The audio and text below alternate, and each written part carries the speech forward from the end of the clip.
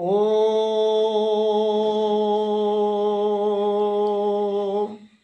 मनोजवमारुततुल्यवेगं जितेन्द्रिय बुद्धिमतावरिष्ठं वातात्मजवानरयूथमुख्यं श्रीरामदूतं शरणं प्रपद्ये। प्रिय भ्राता ओ भग्नीगण, मु आज आपण मानंकु 2025 मसीहा अगस्त मासर राशिफल कहवाकू जाऊँगी। 2025 मसीहा अगस्त मासर राशिफल प्रथम देखा मेष राशि। दुख प्रमाद मानहानि जसाहानि होगाकू जाऊँगी। स्त्री लाभ हो, धन लाभ मध्य करिवे, चित्त ओ बुद्धि स्थिर रहिबो, राजप्रसाद रहिला भली रहिबे। मातांकर यथेष्ट आशीर्वाद तुम प्रति रहिबो। महा आनंद रे दिन गुड़िक कटिबो। सान भाई बा भ्राता दिंक ठारू उपयुक्त व्यवहार पाइबे। कौनसी भूमि किणी पारंती बा कृषि कर्म रे लिप्त रहिबे। पुत्रर पितांक प्रति उपयुक्त मान सम्मान रहिबो।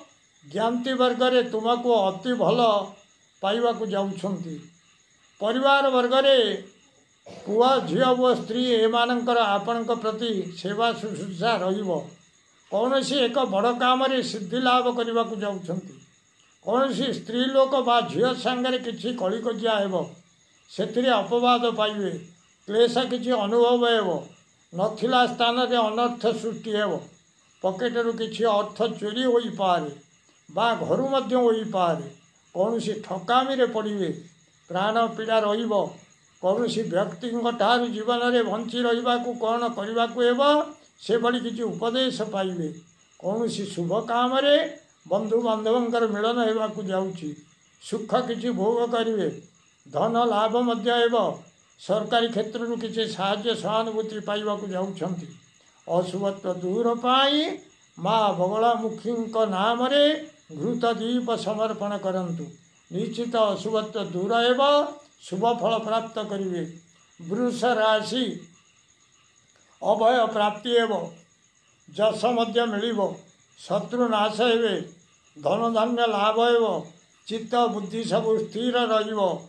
राजप्रसाद रे सुख उपभोग करिवे।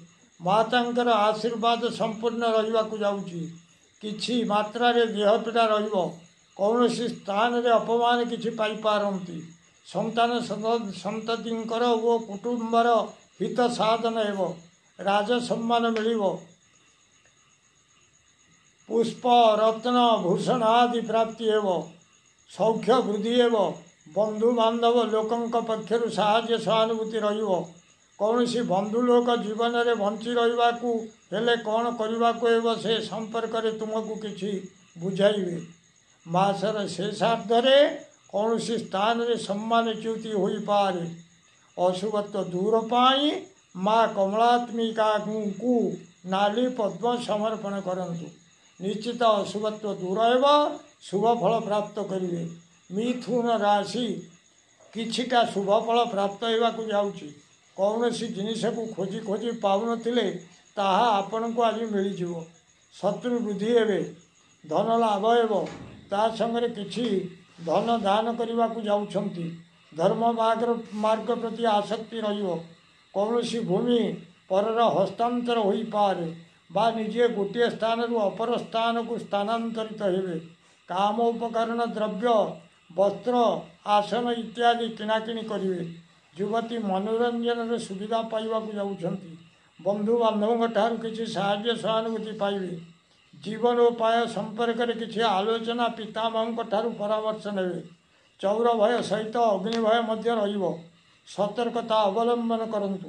बाटरे बा निज घरे सर्पादि भय रहिबो। निजर भाई बा कुटुंब रे कौनसी भाई संगे किछि कलिकजिया हेबो। सेथिपाई मध्य सतर्क रुहंतु। अशुभत्व दूर पाई माँ षोडशींक नाम रे आखु खंड भोग लगातु निश्चित अशुभत्व दूर हेब शुभ फल प्राप्त करेंगे।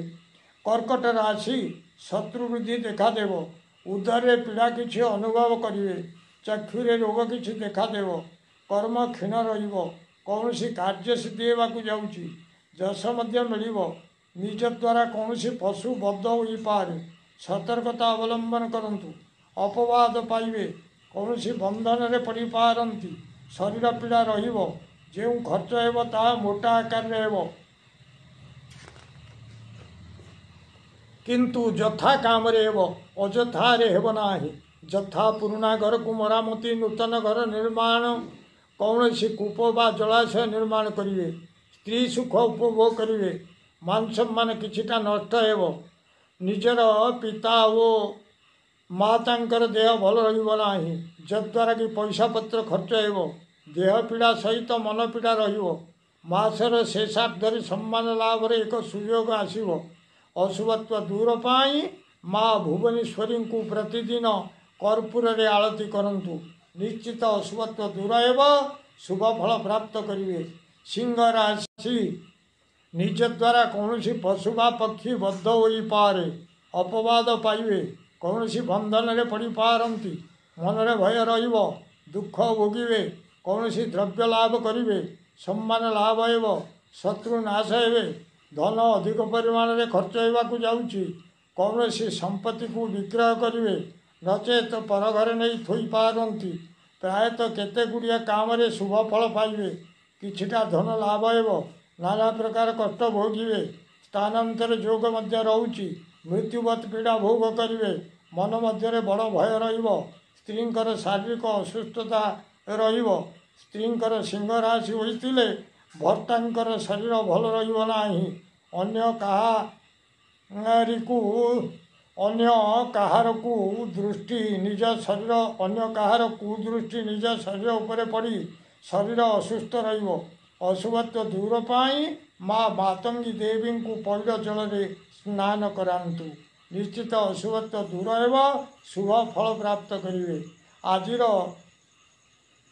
कन्या राशि साधारण भाव कौन रोग कष्ट भोगुले उपशम लाभ करेंगे शांति आसव किछिटा शुभ फल पाइबे धन लाभ हेब प्राण पीड़ा रहिब धन क्षय हेब देहरे ओ गृह कष्ट जात हेब कौन शुभ काम आगुसार हेले से काम हेब नाही कार्य नाश हेब धन नाश हेब वाहन नाश बंधु नाश भयजात स्थानांतर आदि घटवाकू जाऊँगी राहुंकर प्रभाव किछिटा धन संपद लाभ हेब मनस्ताप रहिब धन व्यय हेब दुख गुड़े पाइबे अशुभत्व दूर पाई माँ षोड़शी को घृत दीप समर्पण करंतु निश्चित अशुभत्व दूर हेब शुभ फल प्राप्त करेंगे।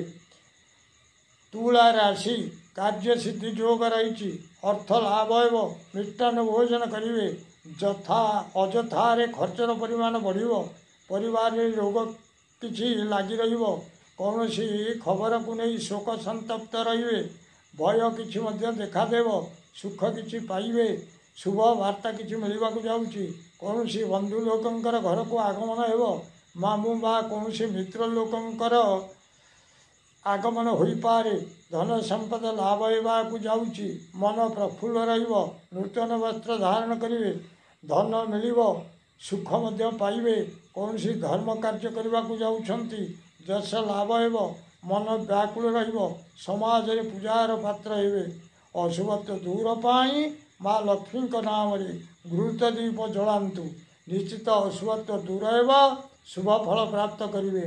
बिछा राशि शुभ फल प्राप्त करेंगे मन में भय किछि आसिब कौन स्थान रे भूमि किछि किणी पारती शारीरिक पीड़ा उपभोग करेंगे परिवार में नाना आदि प्रकार रोग सृष्टि होई से पैसा पत्र खर्च हेब धन किछि लाभ होगाकू जाउछि देह पीड़ा सहित मन पीड़ा मान हानि जश हानि ए सब रहिब धन हानि होगाकू जाउछि भूमिनाश मध्य हेब कृषि हानि होगाकू जाउछि शरीर पीड़ा रहिब समाज रे पूजार पात्र हेबे कौन वृद्ध लोक जीवन में बंची रहिबाकू हेले कौन करबाकू हेब सेही संपर्क में आपन को किछि उपदेश देवे ଅଶୁଭତ୍ୱ ଦୂର ପାଇଁ ପ୍ରତିଦିନ ଶିବ ଭଗବାନଙ୍କୁ ତ୍ରିଶାଖା ବିଲ୍ୱଦଳ 11ଟି ଅର୍ପଣ କରନ୍ତୁ।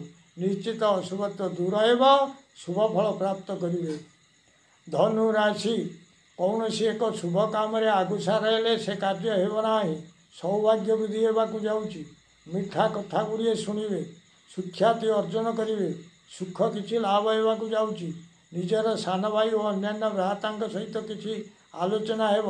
ପୁତ୍ର ଓ ଦାୟଦମାନଙ୍କର ଆପଣଙ୍କ ପ୍ରତି ମାନ ସମ୍ମାନ ଠିକ୍ ରହିବ। ଧନ କିଛି ଲାଭ ହେବାକୁ ଯାଉଛି। ସୁଖ କିଛି ପାଇବେ। ରାଜପୂଜା ପ୍ରାପ୍ତି ହେବ। କୌଣସି ଗାଡ଼ି କିଣି ପାରନ୍ତି। ଅଳଙ୍କାର କିଛି କିଣିବେ। ଅନ୍ୟ ଲୋକଙ୍କ ପ୍ରତି ଆପଣଙ୍କର ବ୍ୟବହାର ଭଲ ରହିବ। ଅନ୍ୟ ଲୋକଙ୍କ ପ୍ରତି ଆପଣଙ୍କର ବ୍ୟବହାର ଭଲ ରହିବାକୁ ଯାଉଛି। ସ୍ତ୍ରୀ ସୁଖ ଉପଭୋଗ କରିବେ। ଜୀବନୋପାୟ ସମ୍ପର୍କରେ କିଛି ଆଲୋଚନା କୌଣସି ଦିନ ହେଲେ ହେବ। ବୁଦ୍ଧିଆ ନେବାକୁ ଯାଉଛି। ଶତ୍ରୁ ବୃଦ୍ଧି ଦେଖାଦେବ। ଚିତ୍ତ ଅସ୍ଥିର ରହିବ। ସ୍ଥାନାନ୍ତର ମଧ୍ୟ ହୋଇପାରେ। ମାନ ସମ୍ମାନ ଲାଭ ସହିତ ଯଶ କିଛି ଲାଭ ହେବ। ବାଟରେ ବା ଘାଟରେ ନିଜ ଘରେ ବେଳେବେଳେ ସର୍ପ ଦେଖିବାକୁ ପାଇବେ। ଅଶୁଭତ୍ୱ ଦୂର ପାଇଁ ନୃସିଂହ ଭଗବାନଙ୍କୁ ତୁଳସୀ ଦଳରେ ଚନ୍ଦନ ଗୁଳାଇ ସମର୍ପଣ କରନ୍ତୁ। ନିଶ୍ଚିତ ଅଶୁଭତ୍ୱ ଦୂର ହେବ, ଶୁଭ ଫଳ ପ୍ରାପ୍ତ କରିବେ। ମକର ରାଶି, ଶରୀର ଠିକ୍ ରହିବାକୁ ଯାଉଛି। ନିରୋଗତା ଦେଖାଦେବ। ବହୁତ ସମୟ ପିତାଙ୍କର କଥା ଭାବିବାକୁ ପଡ଼ିବ। ସମ୍ପଦ ପ୍ରାପ୍ତି ହେବ। କାର୍ଯ୍ୟ ସିଦ୍ଧି ହେବାକୁ ଯାଉଛି। 3 ତାରିଖ ପରେ କାର୍ଯ୍ୟ ନାଶ ହେବାକୁ ଯିବ। ସାନ ଭାଇ ଓ ଅନ୍ୟାନ୍ୟ ଭାଇମାନଙ୍କ ସହିତ ସମ୍ପର୍କ ଭଲ ରହିବାକୁ ଯାଉଛି। ପରିବାରରେ ପ୍ରାୟ ସମସ୍ତେ ଜ୍ଞାତି ଲୋକ ତଥା ପୁତ୍ର ଏମାନଙ୍କ ସହିତ ଉପଯୁକ୍ତ ଭାବ ଆଦାନ ପ୍ରଦାନ ରହିବ। କୌଣସି ଭୂମି କିଣାକିଣି କରିବାକୁ କାହା ସାଙ୍ଗରେ ଯୋଗାଯୋଗ କରିବେ। ବେଳକୁ ବେଳ ବିଦ୍ୟା ଲାଭ ହେବ। ବିବେକ ଓ ବିଚାର ଭଲ ରହିବ। ବାକ୍ ଶକ୍ତି ପ୍ରବଳ ରହିବ। ମାମୁଁ ଘର ସହିତ ଭଲ ସମ୍ପର୍କ ରହିବାକୁ ଯାଉଛି। ମିତ୍ର ଲାଭ ହେବ। ବନ୍ଧୁମାନେ ଆପଣଙ୍କୁ ଭଲ ପାଇବେ। ସ୍ତ୍ରୀଙ୍କର ଅସୁସ୍ଥତା ଦେଖାଦେବ। ପରିବାର ବର୍ଗରେ ନାନା ରୋଗ ଦେଖାଦେବ। ସେଥିରେ ପଇସା ପତ୍ର ଖର୍ଚ୍ଚ ମଧ୍ୟ ରହିବ। ଶତ୍ରୁ ବୃଦ୍ଧି ରହିବ। ନିଜର ଦେହ ମୁଣ୍ଡରେ ସାମାନ୍ୟ ପୀଡ଼ା ଅନୁଭବ କରିବେ। କାର୍ଯ୍ୟରେ ମଙ୍ଗଳ ହେବ। ବହୁତ ସମ୍ପତ୍ତି ମିଳିବାକୁ ଯାଉଛି। ଶତ୍ରୁ ନାଶ ମଧ୍ୟ ହେବେ। ପକେଟରେ ପଇସା ନେଇ କୌଣସି ଦୂର ବାଟ ଯାତ୍ରା କରି ତାହା ଖର୍ଚ୍ଚ କରି ନିରାଶରେ ଫେରିବେ। ଘରେ ସ୍ତ୍ରୀଙ୍କର ଦେହ ଭଲ ରହିବ ନାହିଁ। ପେଟରେ କିଛି ଯନ୍ତ୍ରଣା ଅନୁଭବ କରିବେ। ବେଳେବେଳେ ମାତାଙ୍କ କଥା ମନେ ପକାଇ ଦୁଃଖ ପ୍ରକାଶ କରିବେ। କୌଣସି ଗାଡ଼ି କିଣି ପାରନ୍ତି। କିଛି ଅଳଙ୍କାର ମଧ୍ୟ କିଣିବେ। କଳା ଥିବା ଲୋକଙ୍କର ଆପଣଙ୍କ ପ୍ରତି ସଦ୍ଭାବ ଭଲ ରହିବ। ସ୍ତ୍ରୀ ସୁଖ ଉପଭୋଗ କରିବେ। ଅଶୁଭତ୍ୱ ଦୂର ପାଇଁ ମା କାଳୀଙ୍କୁ ରକ୍ତ ମନ୍ଦାର ପୁଷ୍ପ ସମର୍ପଣ କରନ୍ତୁ। ନିଶ୍ଚିତ ଅଶୁଭତ୍ୱ ଦୂର ହେବ, ଶୁଭ ଫଳ ପ୍ରାପ୍ତ କରିବେ। କୁମ୍ଭ ରାଶି, ଧନ ଲାଭ ହେବାକୁ ଯାଉଛି। ପିତୃଙ୍କ କଥା ମନେ ପକାଇ ବ୍ୟଥିତ ହେବେ। କେହି କେହି ପିତାଙ୍କର ସେବା ଶୁଶ୍ରୂଷା ଭଲ କରିବେ। ନିରୋଗତା ଦେଖାଦେବ। ଧନ ମାନ ଓ ଯଶ ପ୍ରାପ୍ତି ହେବ। କୌଣସି ଅସ୍ତ୍ରଶସ୍ତ୍ର ଦ୍ୱାରା ଆଘାତ ହୋଇପାରନ୍ତି। ଦେହରେ ସାଧାରଣ ପୀଡ଼ା ଅନୁଭବ କରିବେ। ସନ୍ତତିଙ୍କର ଦେହ ମଝିରେ ମଝିରେ ଖରାପ ରହିବ। ମନ ପୀଡ଼ା ମଝିରେ ମଝିରେ ରହିବ। ଧନରେ ବେଳେବେଳେ ଦୁଃଖ ପ୍ରକାଶ କରିବେ। ଆତ୍ମାରେ ସମୟ ସମୟ ବିକଳ ଭାବ ଜାଗ୍ରତ ହେବ।